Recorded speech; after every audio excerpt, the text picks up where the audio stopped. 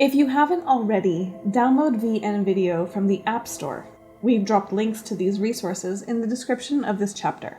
Alternatively, you can go to the website vlognow.me and select the platform that you want to download for. We are recording this tutorial on an Android device, so we're going to select Google Play Store. If we were on an iOS device, like an iPhone or iPad, we would select the App Store. Once you have it downloaded on your phone, open up the app. We like using VN Video because it's available for free for all devices. Some features are paid, but most videos can be made without them. Now let's get down to the edit. We'll be using the footage that we downloaded from Pexels and Pixabay, which we showed how to do in the chapter on sourcing Creative Commons visuals. At this point, it might be useful to open up your storyboard so that you can reference it as you edit. Now let's open up the VN Video app. After the ad plays, on the bottom you'll see a plus sign. Tap on the plus sign and you're going to make a new project. Now, select the videos that you downloaded online. To do that, we can get to the drop-down menu and we'll see different folders like Camera Folder, which is where you would find any footage that you had shot yourself. What we want for this case is the Download folder because we downloaded the visuals from a website. We're then going to tap on each of the shots that we want to use.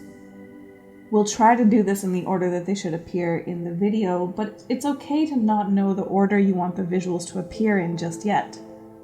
Now you can see all the clips that we've selected down here. If you want to change any of them, you can go back and select them. But we're good with these, so we're just going to hit Next. This is the timeline. VN Video has already made a 4-minute timeline for us with the clips we selected. And if we play it, it's just going to play one visual after the other.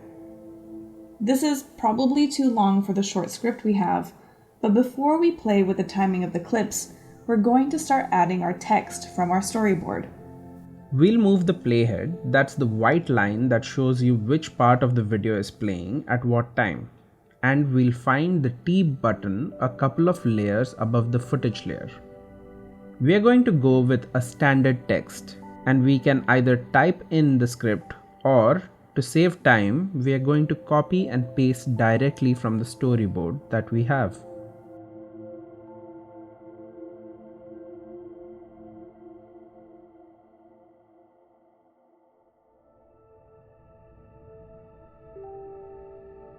But you can see that a lot of the text is going off screen because our sentences are too long. In this case, we have a couple of options. We could make the font size smaller, but the problem with that is that it might become difficult to read if it's too small, especially on phone screens. So instead, we'll break the sentence down into multiple lines by hitting Enter. We'll start by aligning the text to the left and moving it to the bottom left corner, where we want our text to appear every time. And now we just need to go back into the text, which you can do either by tapping on the text layer in the timeline and then selecting Edit, or also by tapping on the text layer and then tapping on the text box in the video frame. Once you're done with this, you're going to add an enter in the spot where the text is about to go off screen.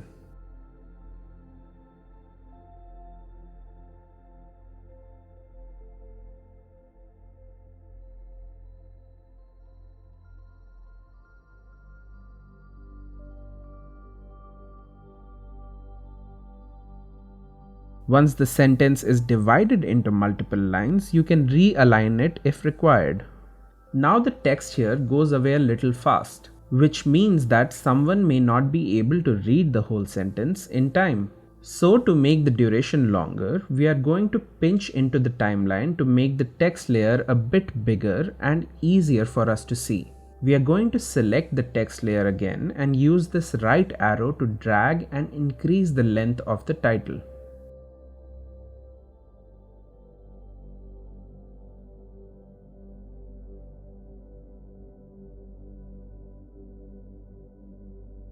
Now let's play that back again to make sure that the text is appearing on screen long enough. I think that would be enough.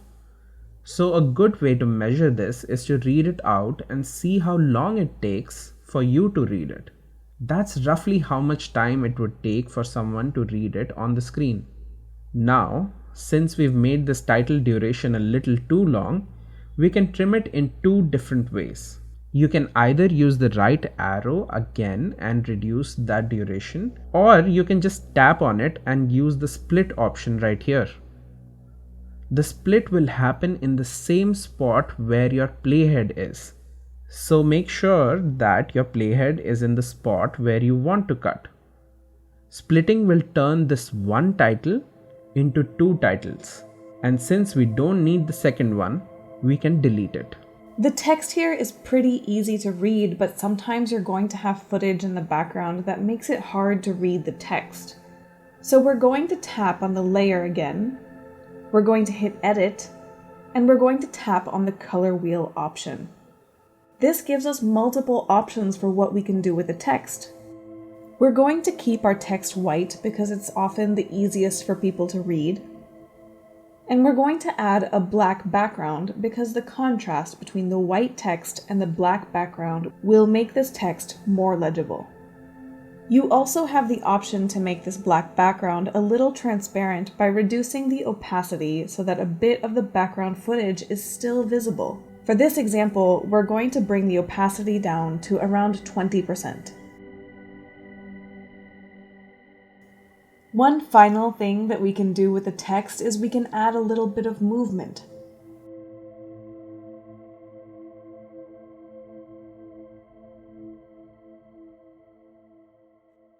So we're going to tap on the text layer and tap on motion. We get a couple of options, in animation and out animation. For in animation, we're going to have the text slide in from the left, and out animation, we're going to make it slide to the right. When you tap on the slide option, it can change the direction that you want the text to slide in. This kind of movement on text can be helpful to grab the audience's attention, but do it in moderation. Transitions that are a little bit too distracting can make it hard for the audience to read. For example, this spin animation is a little hard for the audience to read, so the slide in or fade are pretty good and subtle options. Now let's preview that again.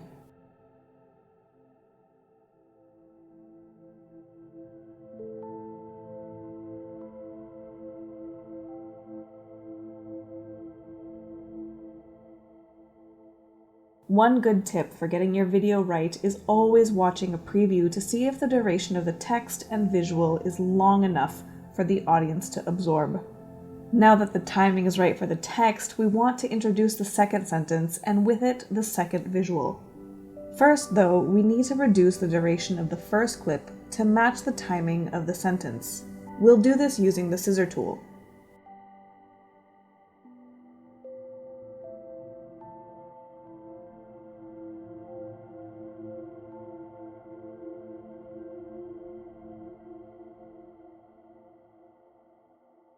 Now that it's been split into two clips, we're going to tap on the second clip and hit delete. There's another delete button in the bottom menu if you prefer. We know that each sentence will take 4 to 5 seconds to read, so we can speed up our editing process by going through and making each visual 5 seconds long. Again, we do this by using the right arrow that appears on the end of the clip and dragging the duration down. Another way to decrease the duration of a clip is to speed it up, which you can do using the speed option down in the menu that appears when you tap on a clip that you intend to speed up. So you tap on speed in the menu, select regular and increase the speed. In this case, we'll do 4x speed. This clip of flooding is 30 seconds long, so we can trim this down as well. And I'm going to keep doing trimming and speed up on all the rest of the clips in the video.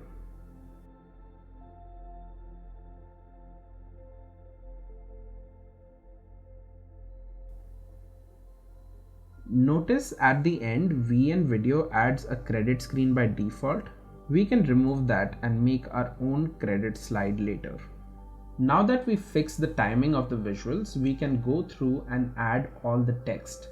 To add more text, you can just hit the T button again and add all the formatting like the font, alignment, color from scratch. An easier hack, however, is to duplicate the first text box.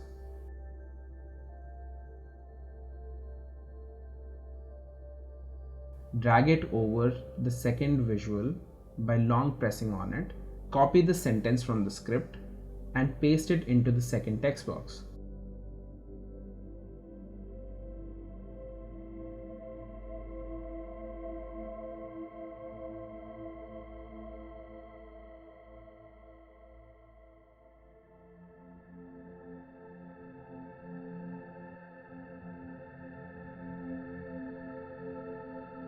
Duplicating text boxes will make sure that all the settings stay the same, from the font to the background and even the animation.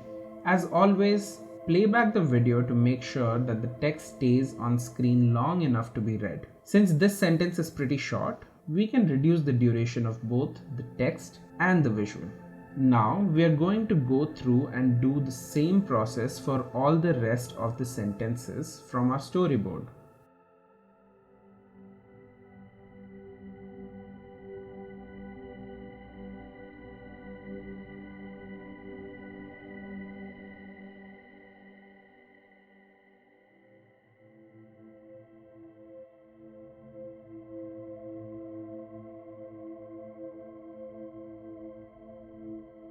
If you realize midway that you have forgotten to add a clip, you can always go to the end of the timeline and hit this plus button and then go to video, select the clip that you want to add. Then you can drag it to the right place in the timeline. Once you have all the footage and text in place, you can also mute all of the clips at once if you don't need the audio in them by hitting mute here. Or if you just want to individually mute clips, you have to tap on it. When it's highlighted, go to the volume button and then bring it down to 0. You could also select apply all to turn all the clips' sound off. To add the music that we downloaded from Pixabay, we're going to tap on the musical notes in the top layer of the timeline. Select music, and it should show up at the top of the list of tracks as it will show everything you've downloaded recently. But if it's not there, you can also select plus, go to your file manager, and then add it to the project. We'll also add a little fade in and fade out to the music.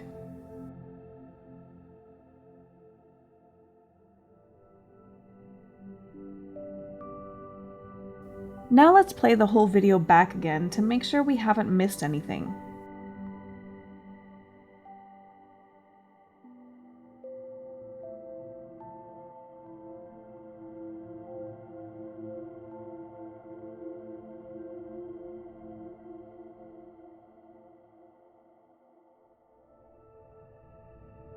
The video looks good. We'll just add some finishing touches.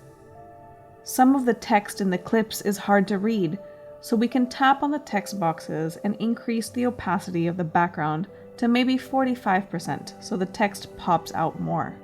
And we're going to select Apply to All so the text looks consistent throughout the video.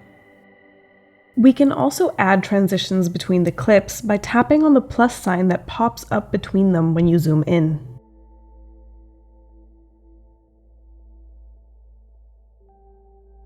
Transitions like fade to black can be added to the last clip.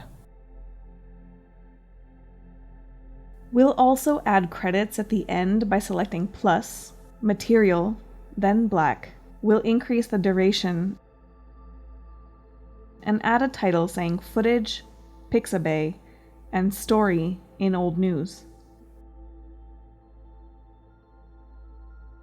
We can align the text to the left and add a dissolve transition between our credit slide and the visual before it.